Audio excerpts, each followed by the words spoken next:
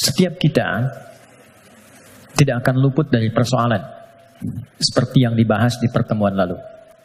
Dan ingat kuncinya, tidak ada manusia yang hidup yang tidak mengalami persoalan, yang tidak punya masalah.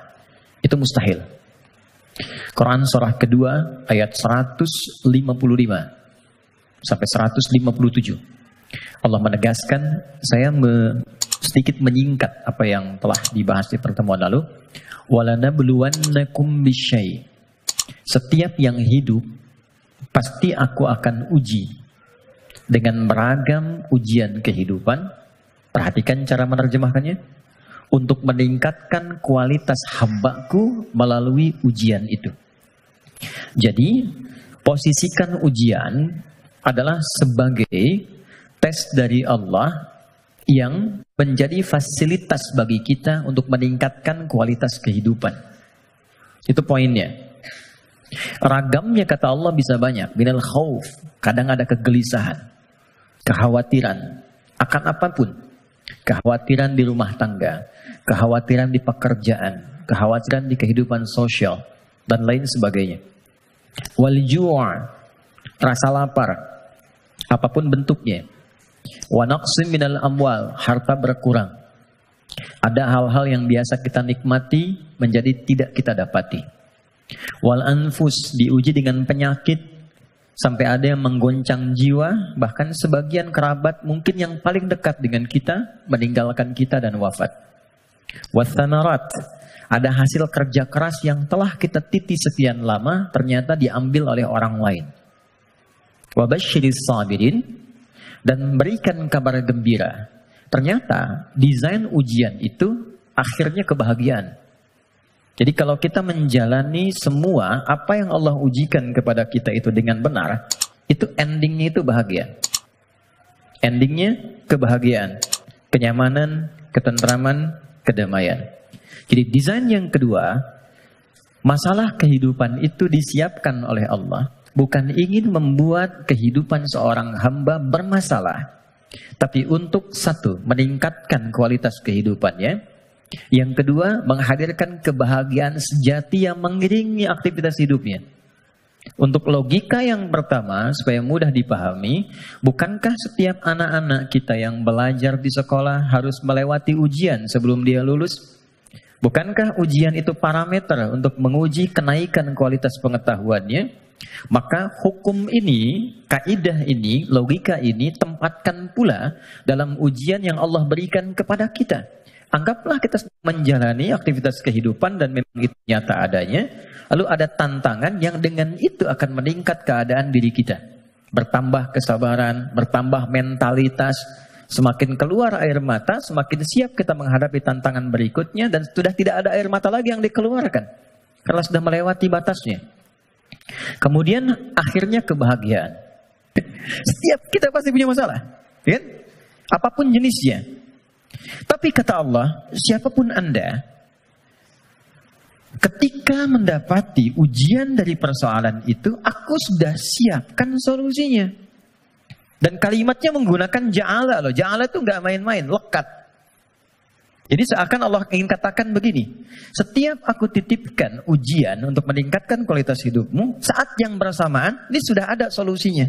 Jadi berbarengan dengan itu, ada masalah, ada solusi. Ada problem, ada jalan keluar. Tinggal sekarang, cara kita bagaimana menemukan jalan keluar itu bukan hanya merasakan persoalannya. Jadi diberikan persoalan itu untuk mencari lewat itu solusi yang telah Allah sandingkan tadi. Dan cara mencari itu, ujungnya adalah ini, kebahagiaan. Apa jembatannya? Kalau jembatan itu di tengah atau di ujung? Selalu di tengah. Ada dua yang terpisahkan, tengahnya jembatan. Di sini persoalan, di sini solusi. Apa jembatannya? Kita cari yang pertengahan di sini. Waman, awalnya. Yaj'allahu makhraja, ujungnya.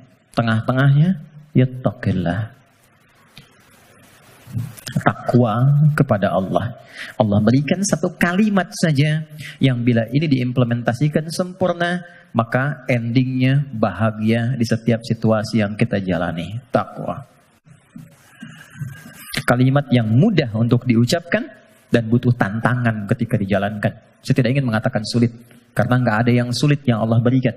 Yang sulit itu manusianya, bukan caranya. Oke, jadi kita sudah dapatkan katanya. Kalau ada persoalan, ujian apapun dalam kehidupan, maka kalau ini ingin cepat dituntaskan oleh Allah dan endingnya bahagia, maka solusi pertamanya apa? Takwa. Oke. Nah, sekarang bagaimana mewujudkan takwa itu?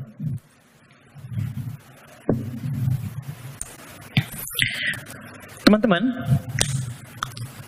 halo? Kenapa serius begitu? Tenang ya, tenang. Nah, baik.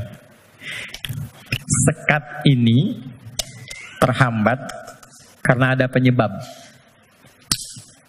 Penyebabnya yang paling pokok nafsu. Nafsu. Nanti itu yang diprovokasi oleh setan untuk mengeluarkan bisikan-bisikan yang buruk. Nafsu itu setidaknya disebutkan dalam Al-Quran kurang lebih sebanyak 115 kali. 115 kali. Oke. Nah, jadi kita harus mencari kata takwa dalam Quran yang disandingkan dengan nafsu. Kata takwa itu dengan semua derivasinya disebutkan dalam Al-Quran 240 kali. Dan yang bersanding dengan nafsu itu 115 kali. Masya Allah. Tadi masih ingat? Siapa yang menggerakkan nafsu manusia untuk berbuat keburukan? Setan kan? Setan disebutkan 88 kali dalam Al-Quran. Saya ulang. Siapa yang menggerakkan nafsu manusia untuk berbuat keburukan? Kok begitu sekali melihatnya?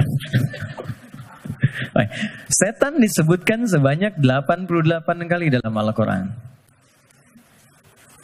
Saat yang bersamaan, kita pun diberikan oleh Allah itu perangkat takwa. Lawan dari nafsu. Quran surah 91 ayat 7 sampai 10. Wa nafsin wa ma sawwaha fa'alhamaha fujuraha wa taqwaha. Yang fujur itu nama lain dari nafsu. Takwa itu bagian ya tertentu dari tubuh kita sebagai gambaran nilai kebaikan. Nah, yang mensupport takwa itu malaikat. Pernah nggak merasakan begini?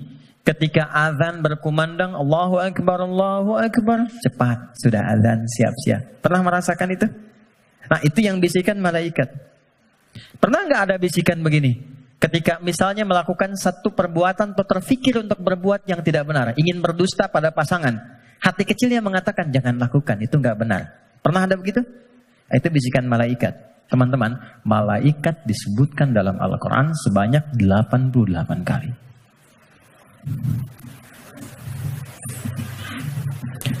Jadi ini automatically bekerja secara bersamaan terus. Jadi kita baru bangun tidur aja, udah ada pengaruh begitu. Ya, harus cepat mengambil keputusan di mana yang mau diambil. Makanya itu Nabi mengatakan istafti qalbak. Kalau kita ingin memutuskan sesuatu, tautkan diri kita dengan Allah, ambil isyarat dari jiwa takwa kita. Ini. Dari 115 kali ini yang disandingkan dengan nafsu, maka keluarlah di situ rumusan-rumusan amal soleh, ibadah yang menjadi jalan sekaligus jembatan yang menghubungkan kita dengan Allah. Apa diantaranya? Jazakallah khair. 2, 3, 4. Ya, kita pelan-pelan ya. Buka Quran surah kedua. Ini bagian terakhir kita untuk materi pengantar. Surah Al-Baqarah. Oke. Ayat 1 sampai 5. Quran surah 2 Al-Baqarah ayat 1 sampai 5. Ayat 1-nya pembuka, ayat 2 sampai 4 itu jembatan takwanya, ayat 5 adalah ending kebahagiaannya. Oke.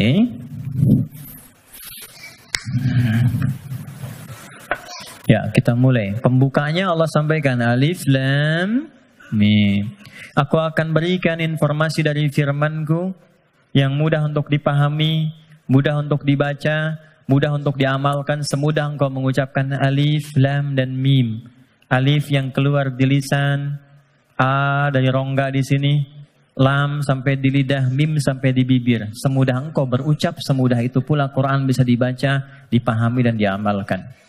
Dzalikal kitabu la raiba fi. Tapi engkau mesti yakin, kalau ingin mendapatkan manfaat dari Quran ini, engkau mesti yakin tanpa ragu terhadap apa yang akan aku sampaikan dan mengamalkan apa yang aku bimbingkan di dalamnya. Teruskan. Dzalikal kitabu la raiba fihi hudal lil muttaqin. Isi Al-Quran aku telah siapkan menjadi pedoman kehidupan, petunjuk hidup untuk semua kegiatan yang mengiringi bagi orang takwa. Muttaqin itu jamak dari kata taqi. Taqi itu satu orang. Quran surah ke-19 ayat 12 sampai 15. Ya Yahya khudhil kitaba biquwwah wa atainahu al-hukma sabiyya wa hananan min ladunna wa zakatan wa kana taqiyya. Jadi kalau taqi satu orang. Ya. Misalnya Mas Doni punya anak Hamzah yang bertakwa satu orang, diberi nama Hamzah At-Taqi. Hamzah aku harapkan jadi insan yang bertakwa, misal. Kalau banyakan itu berubah namanya menjadi muttaqin. Kalau menjadi objek muttaqin jadi subjek muttaqun. Kata Allah, aku telah siapkan isi Quran sebagai pedoman berkehidupan. Objeknya siapa? Untuk hamba-hambaku yang mencoba meningkatkan takwa. Apa jembatan amalan untuk mewujudkan sifat takwa itu, menjadi orang takwa itu? Teruskan ayatnya. Nah, ini poinnya. Ayat 3. Alladzina yu'minuna bil ghaib wa yuqimuna shalah. Oke, satu. Teman-teman lihat baik-baik. Disebutkan dengan kata alladzina. Saya pernah sampaikan di banyak pertemuan. Alladzina disebutkan sebanyak 1080 kali dalam Al-Quran. Dan menunjuk pada semua objek tanpa batas. Siapapun. Bedanya dengan man. Kalau man itu sifatnya personal tapi terbuka. Kalau alladzina sifatnya komunal dan terbuka. Kepada semua langsung tanpa kecuali. Seakan Allah ingin mengatakan, hei, kalian ingin jadi orang takwa? Aku buka kepada siapapun. Aku tidak batasi untuk si fulan. Takwa itu bukan definisi untuk ustaz saja. Untuk kiai, habib semata, tidak. Siapapun. Ya, Anda mau profesi A, profesi B, sepanjang Anda manusia, Anda bisa menjadi kalangan orang takwa. Saking kasihnya Allah, semua diberi kesempatan yang sama, tanpa beda. Syarat pertama, kata Allah, alladzina yu'minuna bil ghaib. Orang takwa itu cirinya, dia berusaha meningkatkan imannya. Kalau di terjemahan teman-teman lihat, beriman kan? Tapi kalau kita lihat dari karakter gramatikal bahasa Arabnya, pakai ya di situ bentuknya jama'un, yu'minun, ya itu bentuknya kalau kita tarik ke dalam bahasa Inggris misalnya bentuk present, continuous, and future, ada progresif, kontinuitas. Jadi kalau kita menemukan satu kata ada ya-nya, artinya di situ ada usaha terus meningkatkan sampai kapanpun. Alladzina yu'minuna, orang takwa itu dia bukan sekedar beriman. Kalau sekedar beriman, baru beriman amanu namanya. Amanu itu baru beriman. Oke? Tapi kalau dia mau menerus meningkatkan imannya supaya lebih kuat, maka berubah katanya dari amanu menjadi yu'minun. Satu, diniatkan untuk meningkatkan iman.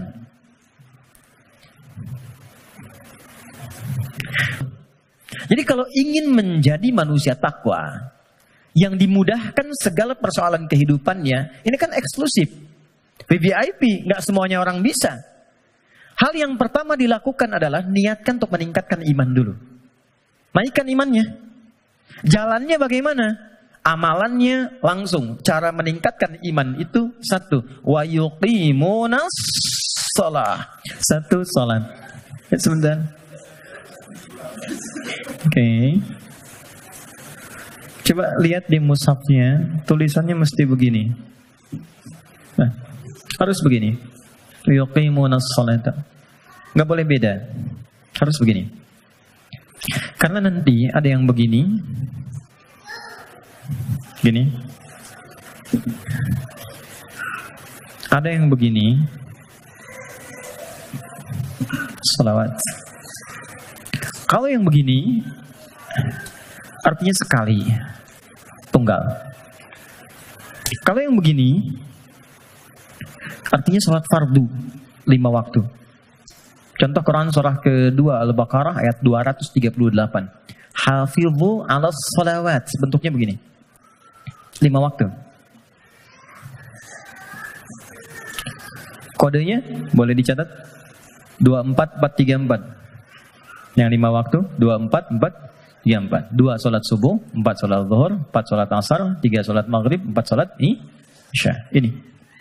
Tapi kalau yang begini itu melampaui yang fardu. Melampaui yang fardu. Melampaui yang fardu bukan tambah bilangan fardu. Kalau gitu nanti besok subuh dari biasanya 2 jadi 4. Tidak. 2. Melampaui yang fardu artinya menambah dengan yang sunnah. Loh, Anda kan pengen masuk kelas VIP. Kalau kelas tribun biasa kan bayarnya biasa. Nontonnya kan biasa. Ya kan? Tapi kan permintaannya pengen yang spesial. Kalau pengen spesial, ibadahnya pun harus selaras dong. Harus adil, harus sama, harus spesial juga. Makanya tingkatkan dari sekedar yang fardu. Kalau kita ingin membangun jembatan takwa mulai saat ini, maka coba sekarang keluarkan menu-menu sholat sunnah apa saja yang bisa dilakukan. Jadi untuk menjadi orang takwa, amalan pertamanya apa? Sholat. Untuk itulah ia disebut sholat. Dari kata silah asalnya. Silah. Dari kata wasala yasilu wusulan wasilatan. Wassalatu sampai, ibadah yang menyampaikan hajat kita kepada Allah disebut dengan sholat. Karena itu semua isinya doa. Silah, kalau teman-teman bikin simpul yang kuat talinya begini sehingga sulit dilepaskan, gini, disebut dengan silah namanya. Hubungan erat yang sulit dilepaskan. Jadi, mengerjakan amalan takwa pertama dengan menunaikan sholat, itu bisa mencegah nafsu. Supaya tidak liar. Tidak keluar fahsya, tidak keluar mungkar. Kalau sudah yang buruknya ditekan, maka muncul lawannya yang baik. Nafsu ditekan, takwanya naik. Manusia kan cuma begitu. Ya, yang keluar di lisan itu kan cuma 2. Kalau bukan kata-kata baik, kata-kata buruk kan. Kalau buruknya nggak ada, baiknya keluar. Kalau pulsa kebaikannya banyak, dia yang keluar. Tapi kalau buruknya banyak, baiknya kosong, buruknya naik, baiknya tertekan. Itu aja. Itu yang dimaksud al-imanu yazidu wa yantaqis. Yazidu bitta'ah, yantaqis bil maksiat. Kalau bermaksiat naik buruknya, kalau bertaat naik baiknya. Ini konfirmasi awal. Maka nafsu dengan sholat bisa ditekan, maksiat bisa dihilangkan, sekat bisa dibuka. Dibukalah sekatnya.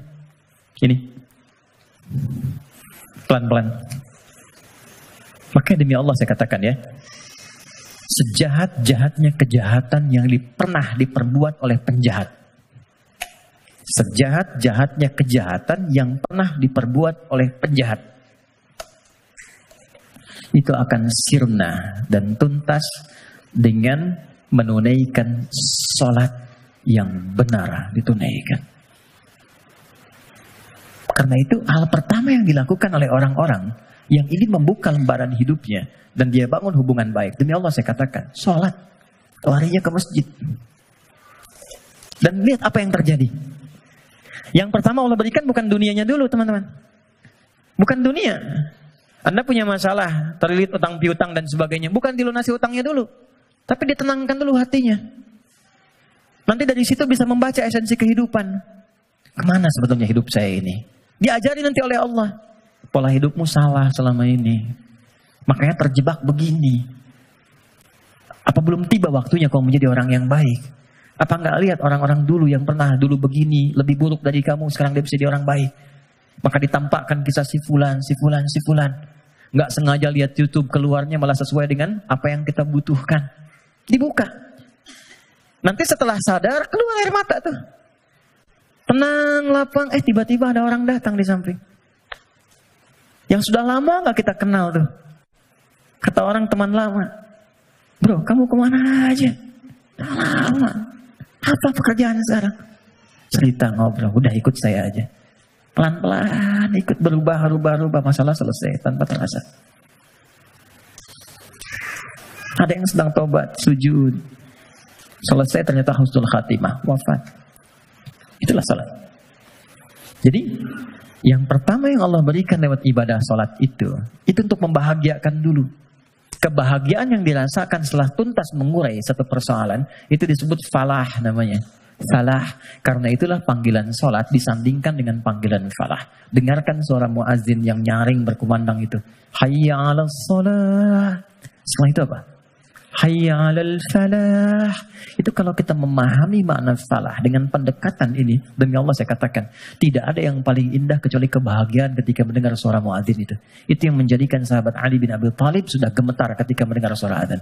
Allahu Akbar, Allahu Akbar. Sudah nangis beliau. Saking ingatnya kasih sayang Allah. Tiba panggilan yang saat didengar oleh gunung. Kalau paham gunung itu mengerti bisa hancur saking merasakan nikmatnya dari Allah. Karena saat itu ada amalan yang kalau dosa bisa diampuni, permintaan dikabulkan, masalah diselesaikan. Sholat.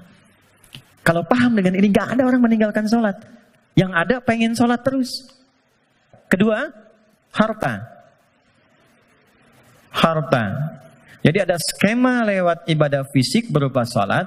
Yang kedua ada skema takwa lewat harta.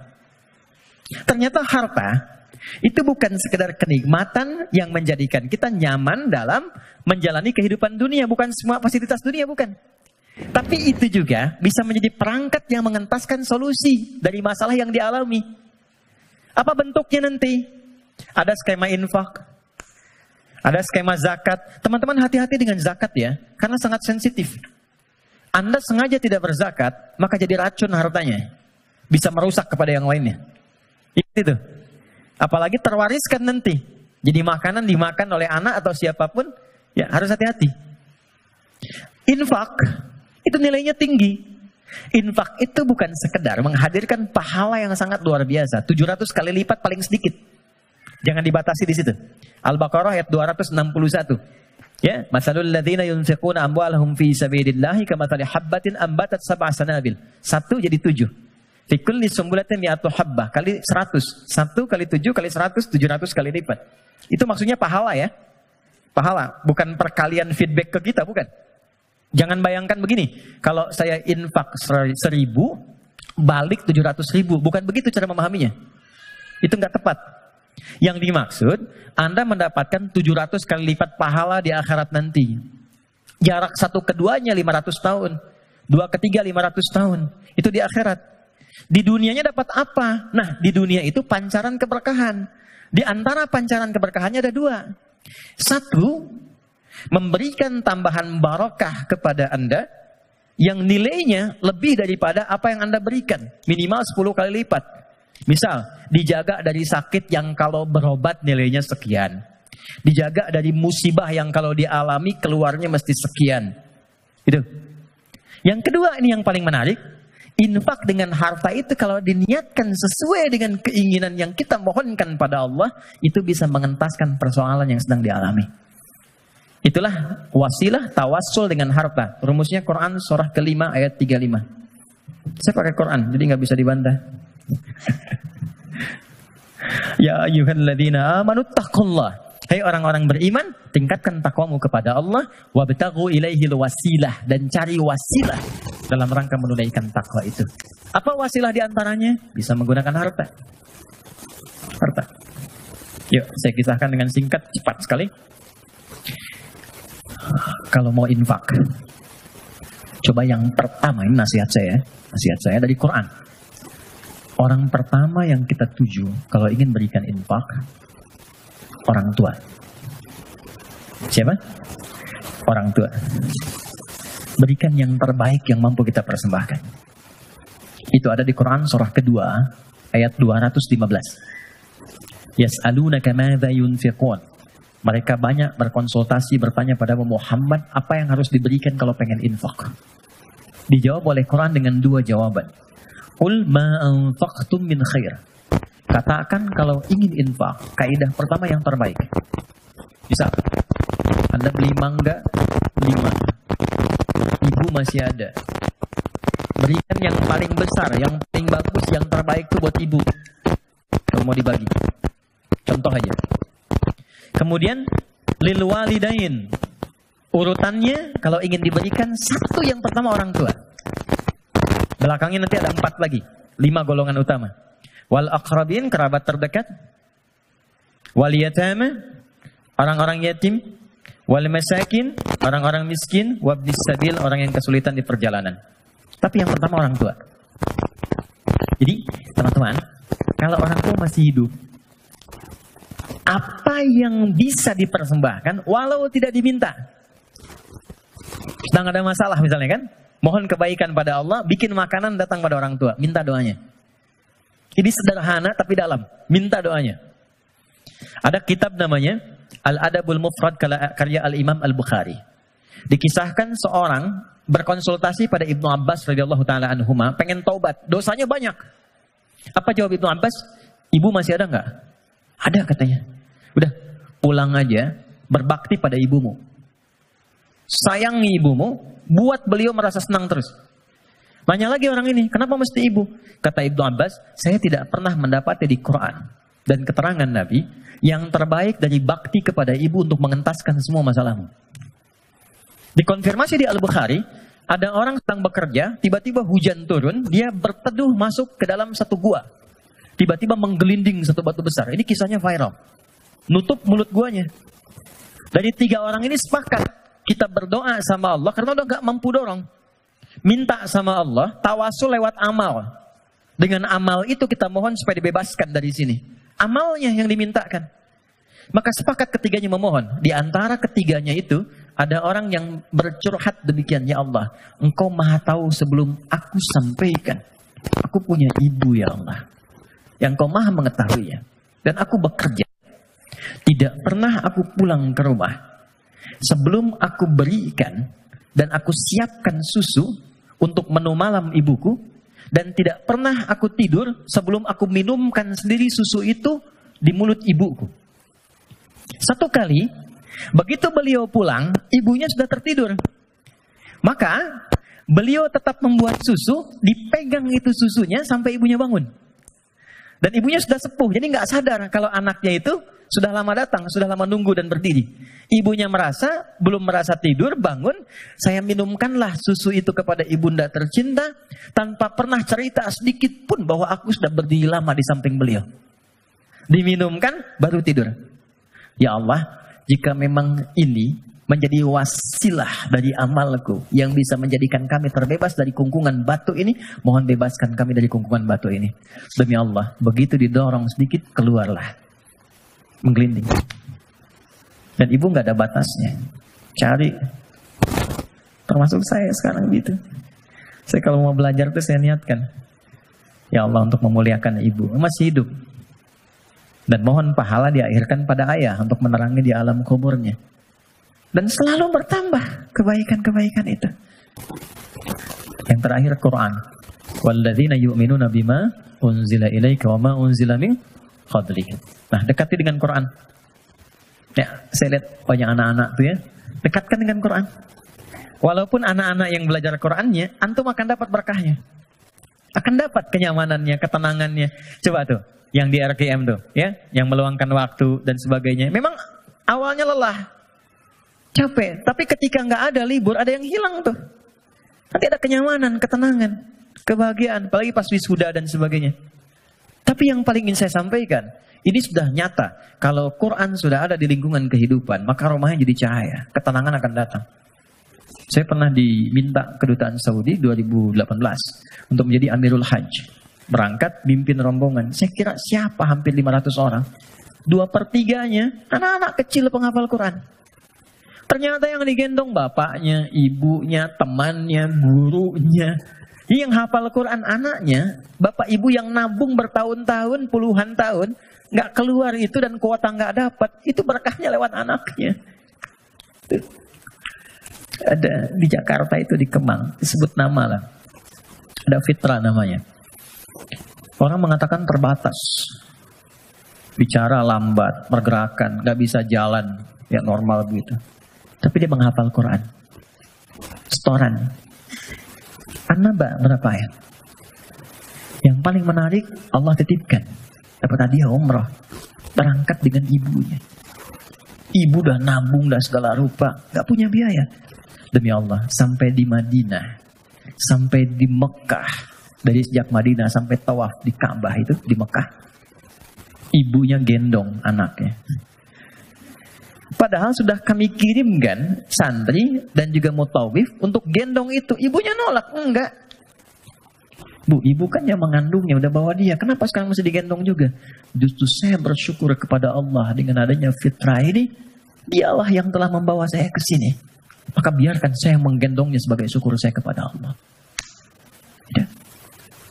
Jadi jangan melihat anak Anda punya kekurangan. Gak ada, anak itu semua istimewa. Jangan lihat fisiknya.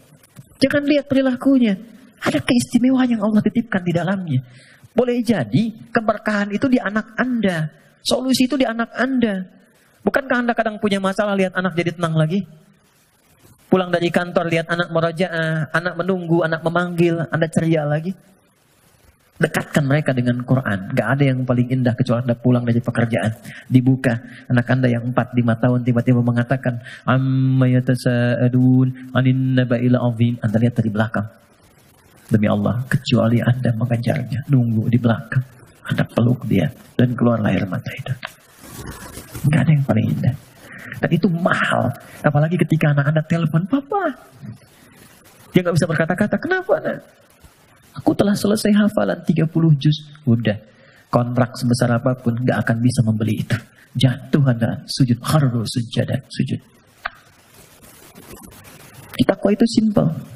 Takwa itu sederhana. Terakhir, saya tutup. Wabil akhirati hum yuqinun. Jangan larut dengan masalah dunia, ya, sehingga menjadikan Anda meratap dan Anda tidak move on dengan kehidupan berikutnya. Ini sebentar, bukan cuma Anda yang punya masalah, orang lain punya masalah juga. Apakah kebahagiaan yang banyak di masa lalu menjadikan Anda lupa dan habis dengan kesulitan yang hanya sekejap di masa kini? Ada masalah baru 5 menit, Anda hidup udah 50 tahun. Anda lupa dengan kebahagiaan 50 tahun sehingga habis dengan masalah yang 5 menit. Ingat, kita akan pulang. Kata Allah, bil akhirati hum yuqinun. Ya. Yakin dengan akhirat, kalau nggak dapat di sini, di akhirat pasti diberikan. Maka ayat kelimanya, orang yang mampu menerjemahkan takwa dengan kiat-kiat tadi, ulaika ala hudam mir rabbihim wa ulaika humul muflihun. Maka ia akan selalu lekat dengan petunjuk dan lindungan Allah dan kebahagiaan melekat dalam titian kehidupannya. Maka kita teruskan kembalikan dan kita akhiri dengan Quran surah ke-65 di akhir ayat kedua, di awal ayat ketiga yang sudah dibalik tadi di belakang. Yang kita katakan, wa may yattaqillaha yaj'al lahu makhraja. Semakin takwa ditingkatkan, salat naik, infak bertambah, kepada orang tua baik, Quran ditambah, sehari 1 ayat jadi 10 ayat, 1 halaman 1 juz. Yakin dengan akhirat, yaj'al lahu makhraja. Terakhir, wa yarzuqhu min haitsu la yahtasib. Bahkan nanti pada titik tertinggi, rezeki pun Allah antarkan tanpa sulit dia mencarinya. Sekejap datang.